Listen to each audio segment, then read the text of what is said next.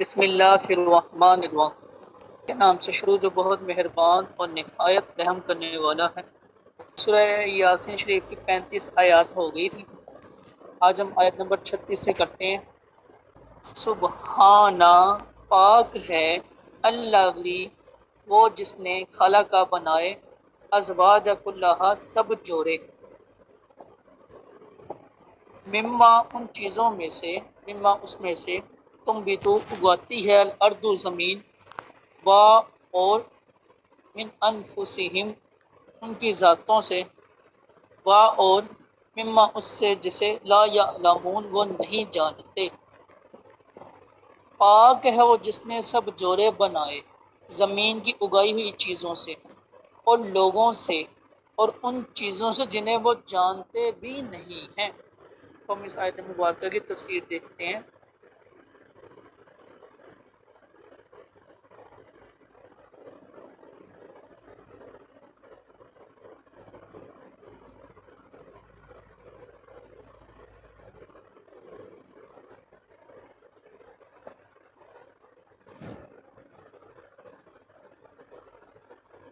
پاک ہے اور جس نے سب جوڑے بنائے، یہاں آیت میں ازواج سے مراد اصناف اور اقسام ہے، اور ازواج کو انواع اس لیے کہا جاتا ہے کہ ہر نوع اپنی قسم کا جوڑا ہے۔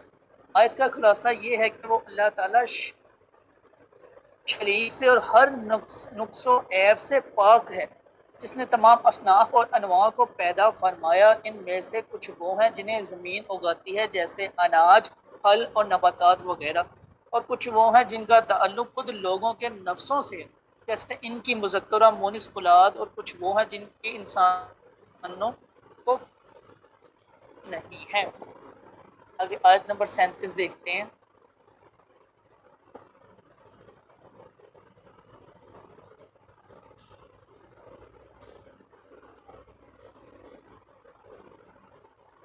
با اور آیاتن ایک نشانی، لہم ان کے لیے، اللیل رات ہے، نسلکھو ہم کھینچ لیتے ہیں، منہ اس سے، النہار دن کو، فاذا تو جبھی، ہم وہ مظلمون اندھیروں میں رہ جاتے ہیں۔ اور ان کے لیے ایک نشانی رات ہے، ہم اس پر سے دن کو کھینچ لیتے ہیں تو جب بھی وہ اندھیروں میں رہ جاتے ہیں۔ آیت نمبر 37 کی تفسیر دیکھتے ہیں۔ وَآیَةٌ لَهُمُ اللَّيْلُ اور ان کے لیے ایک نشانی رات ہے۔ اس سے پہلی آیات میں زمین کے احوال سے اللہ تعالیٰ کی قدرت اور وحدانیت پر استدلال فرمایا گیا، اور اب اس آیت میں رات کے وجود سے قدرت اور وحدانیت پر استدلال فرمایا جا رہا۔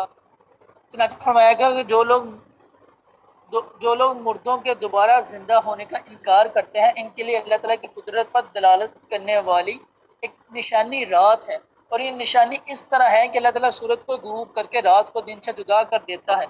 اس کے بعد رات ایسے تاریک ہو جاتی ہے جیسے انتہائی کالی شے پر چڑھا ہوا سفید لباس اتار لیا جائے، تو پھر وہ سیاہ ہی سیاہ رہ جاتی ہے، اور رات ہونے پر لوگوں کو اندھیرے میں داخل ہونے کے سوا کوئی چارہ نہیں رہتا۔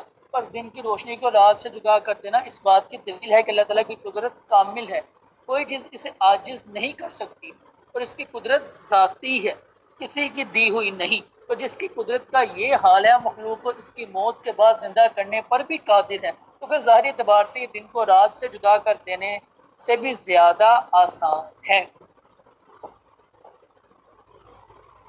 یہ تھی آیت نمبر 37 کی تفسیر۔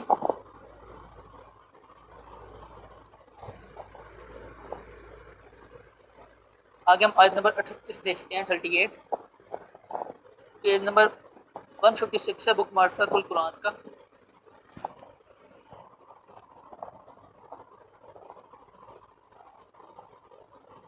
با اور الشمس سورج، تجری چلتا رہے گا، مستقر لہا اپنے ٹھہرنے کی جگہ، وقت تک، سورج چلتا رہے گا اپنے ٹھہرنے کی جگہ یا وقت تک۔ ذالکہ یہ، تقدیر العزیز العلیم زبردست علم والے کا مقرر کیا ہوا ہے۔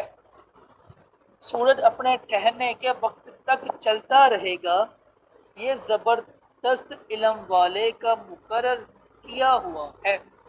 یہ تھی آیت نمبر 38، اس کی تفسیر دیکھتے ہیں ہم۔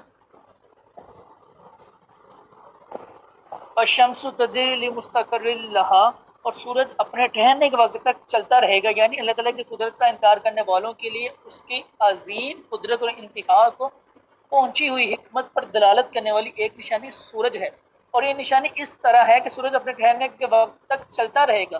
اس کا ایک معنی یہ ہے کہ جس وقت تک سورج کے چلنے کی انتہا مقرر فرمائی گئی اس وقت تک وہ چلتا ہی رہے گا، اور انتہائی وقت قیامت کا دن ہے۔ دوسرا معنی یہ ہے کہ سورج اپنی منزلوں میں چلتا ہے اور جب سب سے دور والے مغرب میں پہنچتا ہے تو پھر لوٹ پڑتا ہے، کیونکہ یہی اس کا مستقر ہے، یعنی کہ اپنے ٹھہرنے کی جگہ ہے۔ اور سورج کا اس طرح چلتے رہنا اس اللہ تعالیٰ کے حکم سے ہے، جو اپنی سلطنت میں زبردست اور اپنی تمام مخلوقات کا علم رکھنے والا ہے، اور اس کی قدرت بھی کامل ہے۔ تو جس کی شان یہ ہے کہ وہی واحد معبود ہے اور وہ مردوں کو دوبارہ زندہ کرنے پر قدرت بھی رکھتا ہے۔ آگے آیت نمبر 39 دیکھتے ہیں، پیج نمبر 157 ہے معرفت القرآن بک کا۔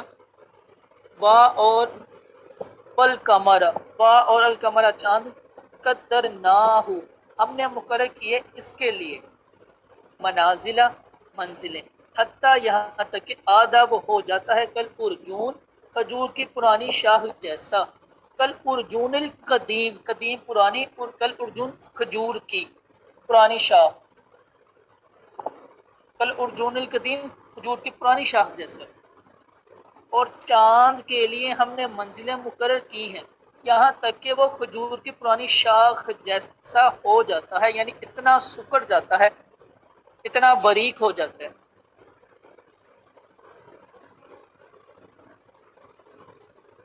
اور چاند کے لیے ہم نے منزلیں مقرر کی، چاند کی 28 منزلیں، ہر رات ایک منزل میں ہوتا ہے اور پوری منزل طے کر لیتا ہے، نہ کم چلتا ہے نہ زیادہ۔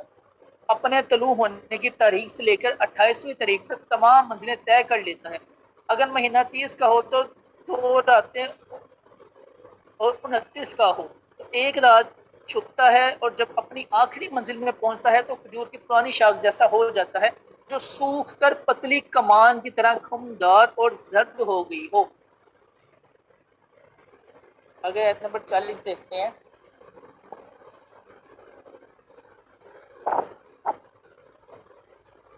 لا نہیں، الشمس للشمس نہیں سورج، یم بگی لائق ہے، لہا اس کے لیے، ان کے تدریکا وہ پکڑ لے، القمرہ چاند کو، وا اور لا نا اللیل رات کے، سابق النہار کے دن پر سبقت لے جانے والی ہو، یعنی نہ ہی یہ سورج کے لائق ہے وہ چاند کو پکڑ لے، یعنی ایک ہی وقت میں دونوں آ جائیں، اور نہ ہی رات کے لائق ہے وہ دن سے پہلے آ جائے، دن سے سبقت لے جائے۔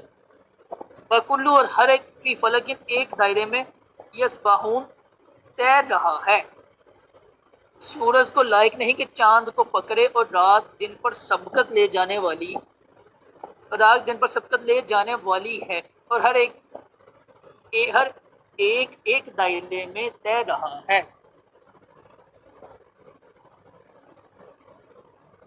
آیت نمبر 40 کی تفسیر دیکھتے ہیں۔ سورج کو لائق نہیں کہ چاند کو پکڑے، اس آیت میں اس بات کی طرف اشارہ کیا گیا کہ اللہ تعالیٰ نے سورج، چاند اور رات وغیرہ کو حکمت کے تقاضوں کے مطابق پیدا فرمایا۔ چنانچہ اس آیت کا خلاصہ یہ ہے کہ سورج ایسا نہیں کر سکتا کہ رات میں چاند کو پکڑ سکے، کیونکہ چاند کی شوکت کے ظہور کا وقت ہے،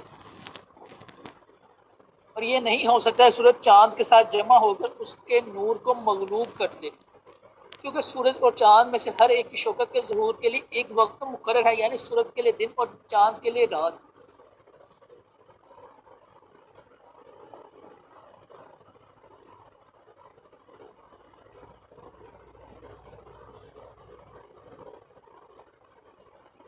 نیز رات دن پر سبقت نہیں لے جا سکتی، یوں کہ دن کا وقت پورا ہونے سے پہلے آ جائے، بلکہ رات اور دن دونوں معین حساب کے ساتھ آتے جاتے ہیں، کوئی ان میں سے اپنے وقت سے پہلے نہیں آتا، اور سورج و چاند میں سے کوئی دوسرے کی شوکت کی حدود میں داخل نہیں ہوتا۔ نہ سورج رات میں چمکتا ہے نہ چاند دن میں، اور ان میں سے ہر ایک دائرے میں چل رہا ہے۔ کائنات کی ابتدا سے لے کر اب تک سورج اور چاند کے نظام کا اس مربوط اور منظم انداز میں چلنا اور اس میں کسی قسم کا اختلاف واقع نہ ہونا اس بات کی بڑی واضح دلیل ہے کہ اسے چلانے والا موجود ہے، وہ واحد ہے، کامل قدرت اور بے انتہا علم والا ہے۔ یہ تھی آیت نمبر 40 کی تفسیر۔ آگے ہم آیت نمبر 41 اور 42 کرتے ہیں، ان دونوں کی تفسیر اکٹھی ہے۔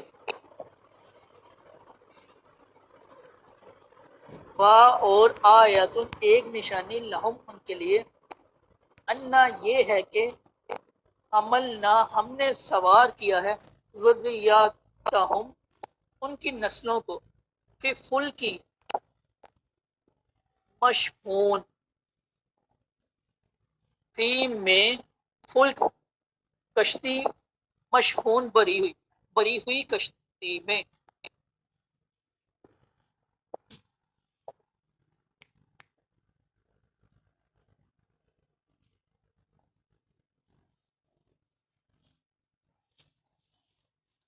اور ان کے لیے ایک نشانی یہ ہے کہ ہم نے ان کی نسلوں کو بری ہوئی کشتی میں سوار کیا ہے۔